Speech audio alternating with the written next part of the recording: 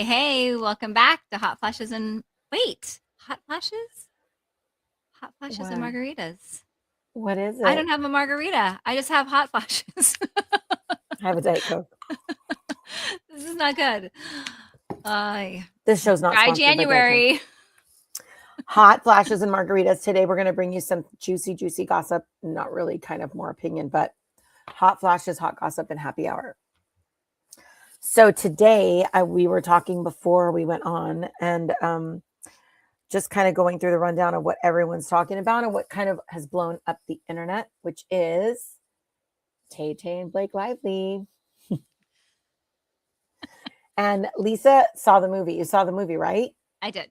Yeah, I saw the movie too. But actually, I didn't see the movie till after all the controversy, which happened about a year ago.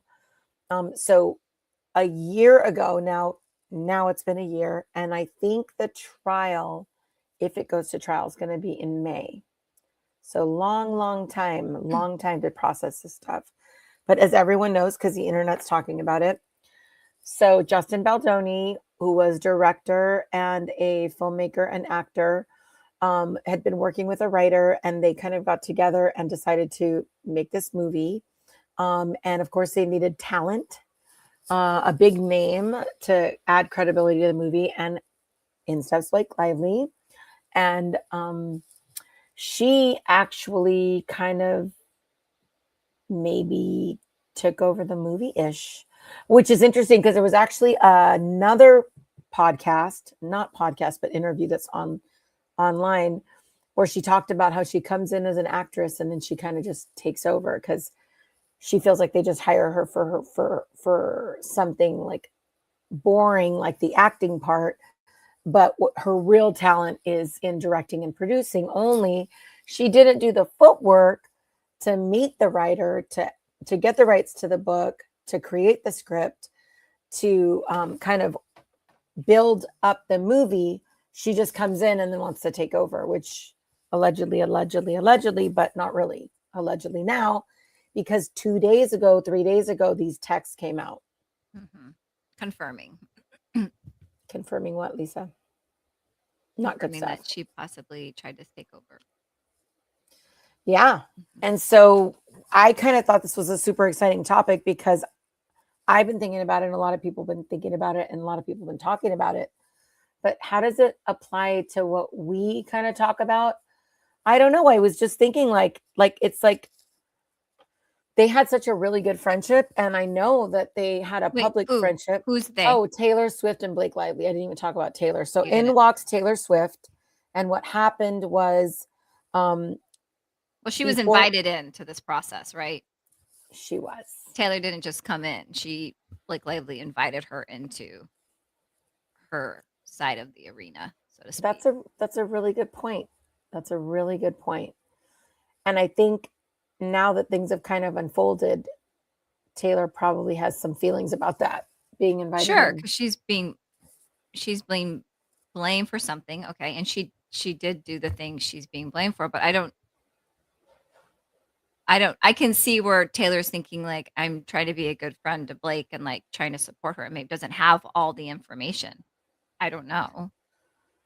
And I I don't think know. I don't think the internet's really talking about that very much. Like, I think you're right. I think the text messages, and if you don't know about the text messages now show just the back and forth between Blake and Taylor. And one incident that occurred was that um, Blake had a meeting with Justin at her apartment in Manhattan, and on the side had texted Taylor and said, "Hey, you accidentally come over, and you don't have to read the script. Just let Justin know that you like my version better," which was kind of one of the ways she was taking over the movie. And allegedly. Um, Mhm. but but what's interesting is, and then now we have the text message from Taylor saying, like, actually Blake saying, "Thank you so much for doing that. You slayed it. You were a queen." And so there was back and forth between Taylor and Blake about it. But you're right. I think, like, I guess we can all relate. How is it relatable to all of us, and how does it pertain to us? Like, don't we have some toxic relationships, toxic friendships that when Sure. we become friends with someone, we don't see that side of them, but then we get ourselves into a situation where things pop up, and Or they then give us a version that's not maybe completely accurate, and we side with them because they're our friend, and we're like, "Oh, yeah, I'll back you. Oh, yeah, I'll" yeah. Not really realizing the full story of everything, right? We just get the friend side of it. And then, you know, in like with Taylor's situation where like everything's coming out and like everyone's mad at her now, that's tough, right? Because you're like, well, I'm trying to be a good friend and support her. I didn't know all the things. And like, well, you should know all the things. But it's like, do we know all the things? I think, but honestly, what's really interesting is that if you think about it, Taylor was like in the middle of the Eras tour. Like, how did she even have time? She's traveling the world. mhm, How did she even mhm. have time to kind of double check her Well, friend? well, and then Right. do we double check our friends? We don't double check No, our friends. no, I don't we double check. don't. If Angie's like, this and this and this, I just trust, right? Like, that's my friend. I mean, we've obviously had a very long history too, but I'm not like double checking, Yeah, you that's a know? really good point. And I think, okay, but the text messages, like, I do think that, like, certain things you don't put in a text message. Like, I don't know why Mm, people still get caught with these lengthy text messages that are paragraphs long. And that's one of the things that Blake has done over the whole duration of making the movie. And even after that, has really like sent these long, long text messages, like 15 minutes voice memos to mm. Justin, where she's talking and sends it at 2 a.m. So I think that's the other thing. There was a lot of like boundaries that were broken. And I know it's filmmaking and I've worked in film and television, and you are kind of 24/7 on projects, but still you try not to send a voicemail at 2 o'clock in the morning or 1 o'clock in Yeah. the morning unless it's urgent. So um yeah, I think the weird thing is that everybody wants to like Blake. You want to like Blake. She did like such a fun job in that show she was in. I can't remember the name of it right now, but uh for so many seasons. And then everyone loves Taylor. Mhm, Um and you want to think the best, but then you realize, could they be mean girls? Like, mhm. it did seem mean. Especially when Taylor had just fought and fought and fought to buy the rights back to her music. And she kept like her stance is that I'm an artist who was robbed of her art. And then you would co-sign taking this guy's movie.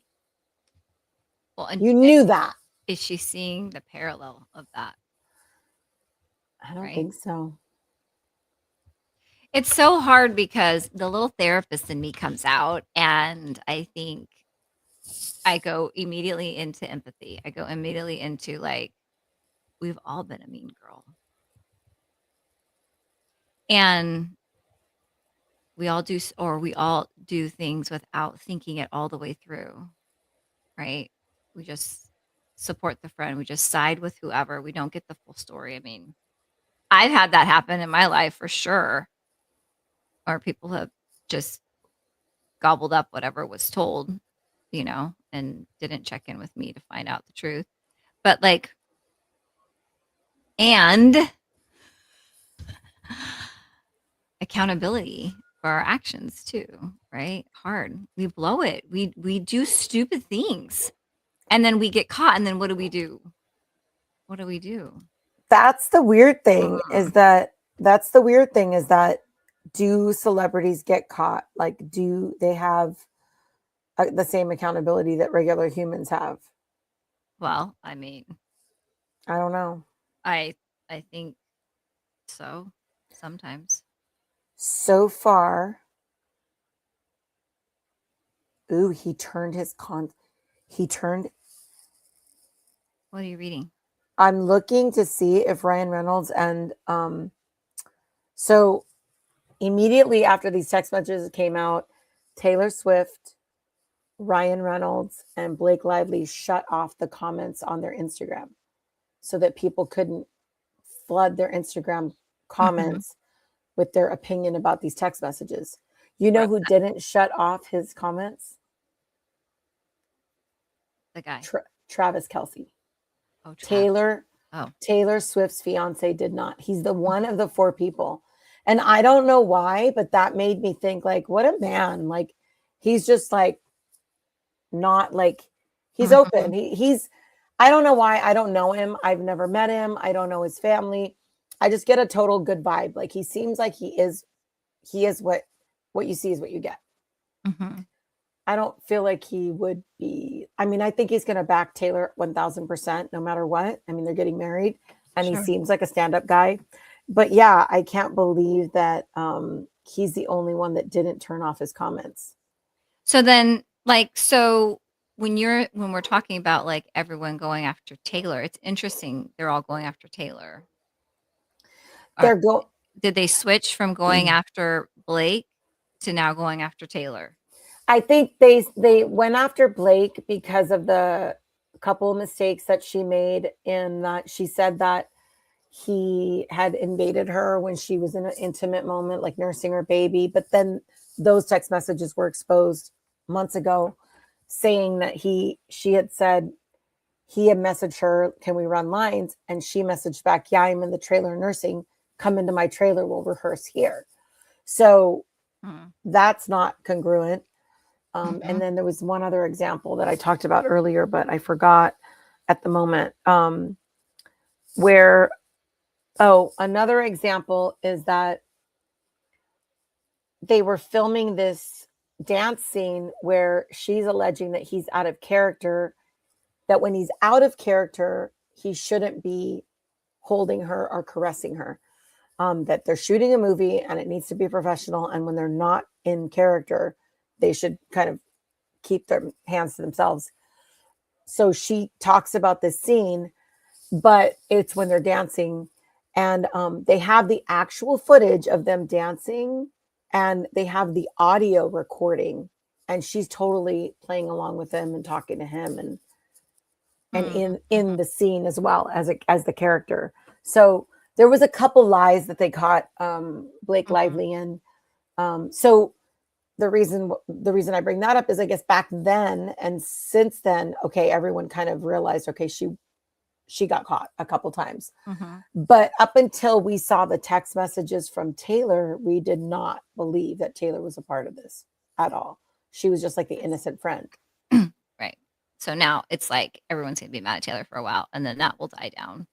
I don't think anyone's going to be mad at Taylor for very long, to be honest. I think Taylor can ride this out very quickly.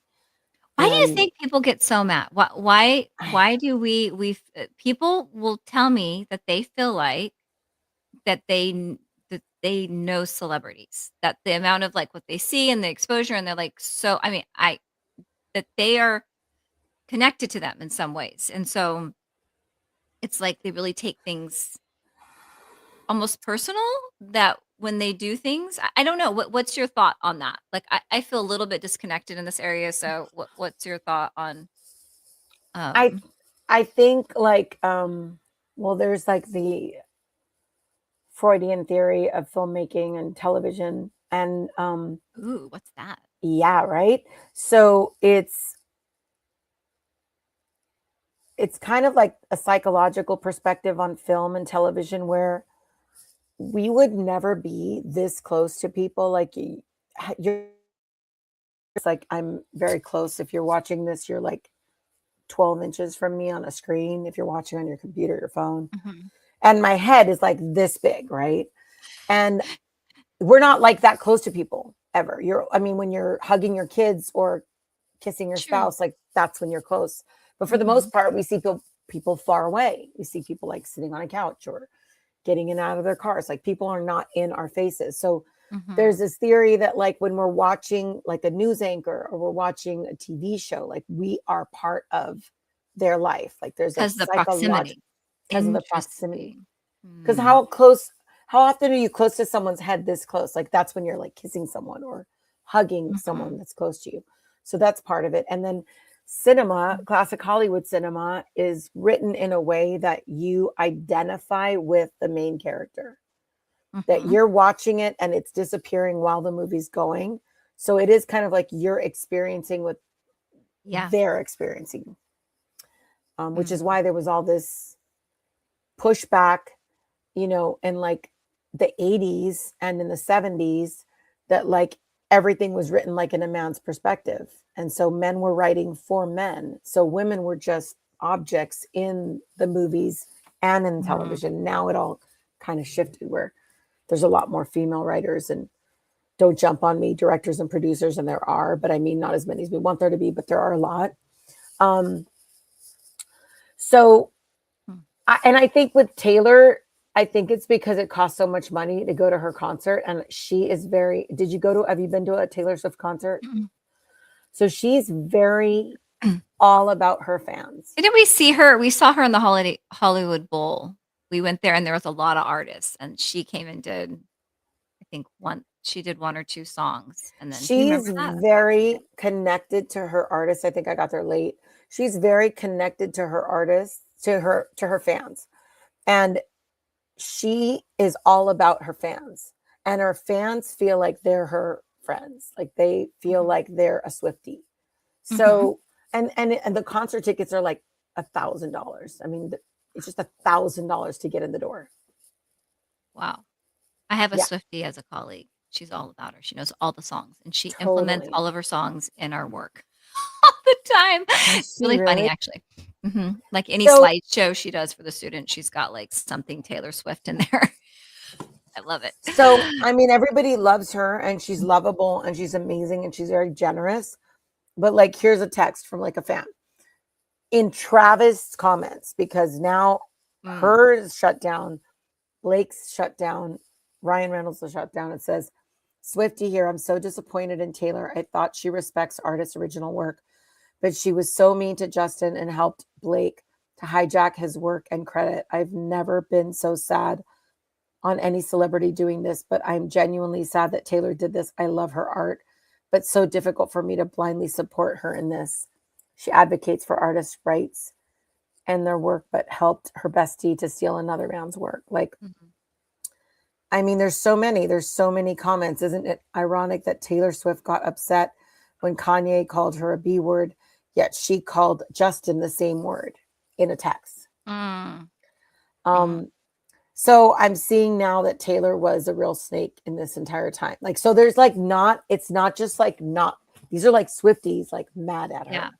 Yeah. So Well, and real shade. that heightened reaction, right, is because they feel connected to her, right? Is because, Yeah. right? If I don't I don't have a heightened response because I'm not a Swiftie. Connect. I'm not connected to her. I don't feel this like relationship thing, right? Like I have a separateness to it. So I don't have these strong emotions towards it. But like people who feel really connected are like outraged. Like how They could are. you?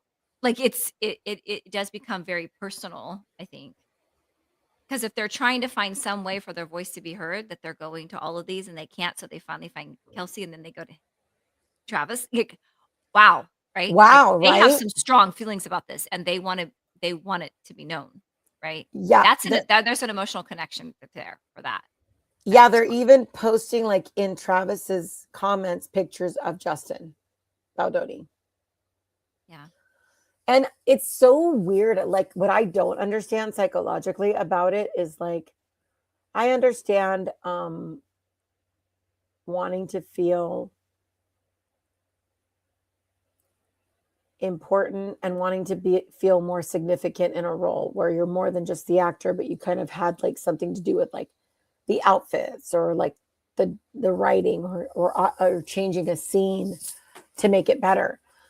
Mhm. But I don't understand why she filed a lawsuit against him that was like $200 million. Like, he doesn't have $200 million. Like, the production Mhm. company that they came from doesn't have that much money. So I don't know why she went to the extreme, and this is Blake, to the extreme to try to like destroy him. Right. She must really believe what she's saying, but there's such concrete evidence against it. So it Well, reminds me of like, um, I thought, am I confused? I thought that she did that because he was gonna do something or something. Wasn't there a yeah. So this is what she's alleging. She alleged that she reported him because he tried to um, make her look bad in the advertising of the movie. Like she's saying that he said, "Don't talk about DV, domestic violence. Don't talk about it," even though that's what the movie's about. Mhm. But then he went out and talked about it. So she was basically saying that made me look bad because I wasn't talking about it because you told me not to, but now you're talking about it like you're a spokesperson, kind of like he's falsely being an advocate for women, Mm. even though he is like his whole podcast was about advocacy for women. And he's literally put messages out there that said, like, do the right thing, guys, be kind, be gracious and all this kind of stuff. So basically she's saying that his persona of being for women and women's rights is false. Mm. But clearly, I mean, this has gone like beyond that in terms of destroying him, because the other interesting part is she talks about him being like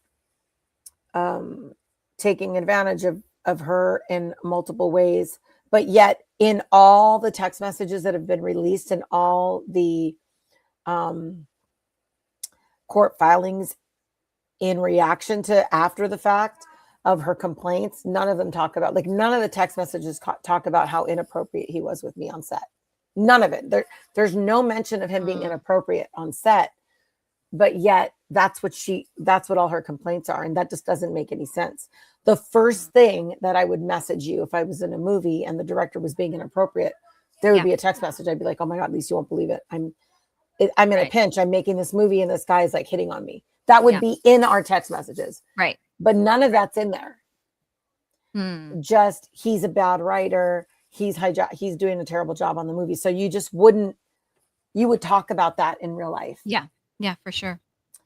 So we'll see what's going to happen. I mean, I think that one thing that's kind of interesting about this, and it reminds me a little bit of like the Johnny Depp lawsuit Mm. and case, how everybody Mhm. was just obsessed with it. We'll see if it goes to trial. If it does go to trial, I think people are going to have attention on it.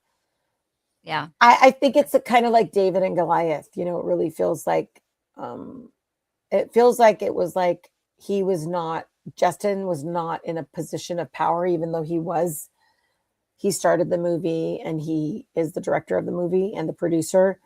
But it looks like more powerful people were trying to take over his movie. That's what it looks like. Mhm. Mhm. Mhm. Hmm.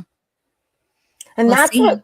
that's relatable too. I mean, I think there's something that really something that resonates with people where, like, if you have an idea, even at work, it's happened to me before where I had an idea and I shared it and then someone else implemented it and then I never get Oh, credit. that Like, that's really annoying. it's like, you just look at them like, "What? What? That just happened." I've had that happen too, and I'm like, "Wow, interesting." Mhm. Especially when I think the thing that artists and celebrities more than artists per se, but I think what they don't take into consideration is, like, you are only popular because people like you. People pay you. Mm. So in she even said in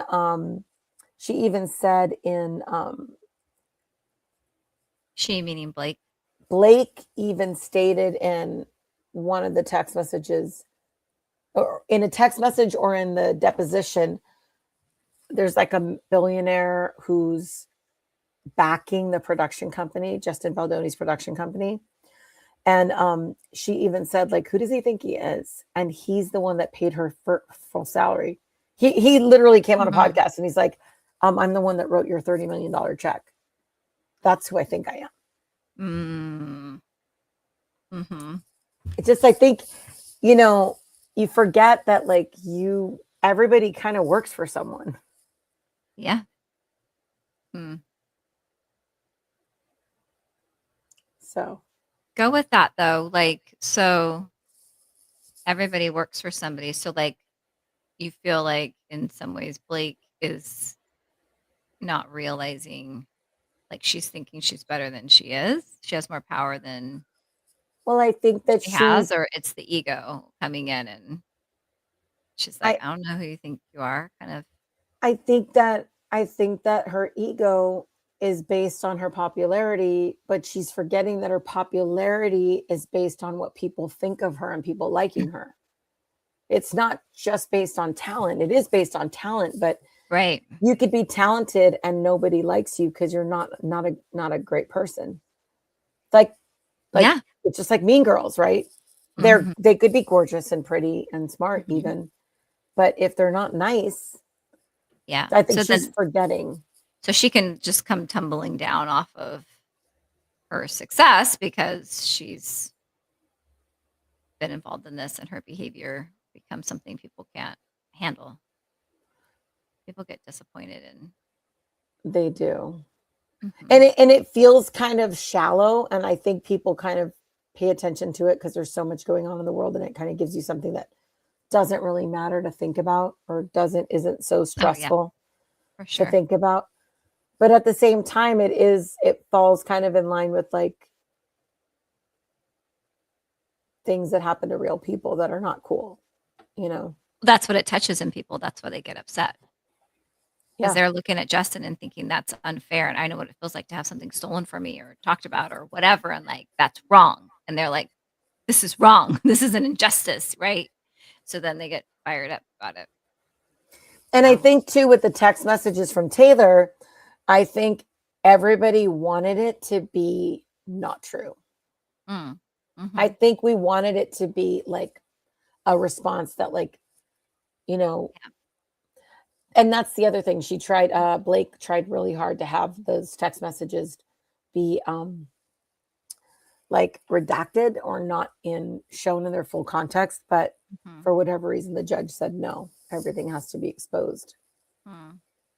And Well, that's when Blake and Taylor stopped showing up to events together, was right around the time the judge said, no, absolutely not. All those text messages will be exposed. And they weren't exposed yet, but even back mhm. then, their relationship went south a little bit to the public. Yeah. So Yikes. we'll see what happens. Yeah. We will Yeah. be watching it Yeah. on the screen. Maybe we'll see. But Yeah. We'll see. I think it's interesting though that that's engaged. I think she probably is just going to like get married, have a baby, take a break from all this mess. mm, Now would be a good time to do all that because while this blows over, I think yeah. Yeah. kind of detach from it. Is it Hmm. real? Is it even real? What's real? Let everybody cool off or so. Yeah. People move on to the next The drama, next thing. the next Yeah. thing. Mm. Yeah. That's all we've got. All That's I all I've got. got. Sorry I didn't offer more. There's You some were things great. I You didn't were know great. about. I'm out of the loop in some areas, but yeah. You're Good fabulous. movie though. I thought it was a good movie. I did too.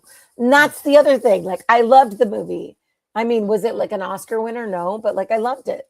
Yeah. I saw No. it twice. Thought it Yeah. was a Thought it great was a good movie. movie. Yeah. Yeah. Brought some light on some And topics. I thought, yeah, it was a really good example of how to overcome. And that's the thing. That's what's kind of even more It's of a it's sting. It took yeah. away from the message. The focus of the actual movie. Yeah, and became about that. And Yeah. it was really beautiful at the end when she yeah, warning if you haven't seen the movie, you might want to stop listening to us. But at the end, when she's holding her baby girl and he comes back Mhm. after he's been violent with her, and she says, "It's over." And he says, "Are you sure?" And she says, "Well, if our baby or daughter were in this situation, what would you recommend she do?" Mhm. And that's when he knew the relationship was over, because he would want her to get away Yeah. from that. So I thought it was a beautiful movie, and I hope they make the second one. Yeah. I agree. Same. Same Z's. Okay, bye. Okay. Bye, everybody.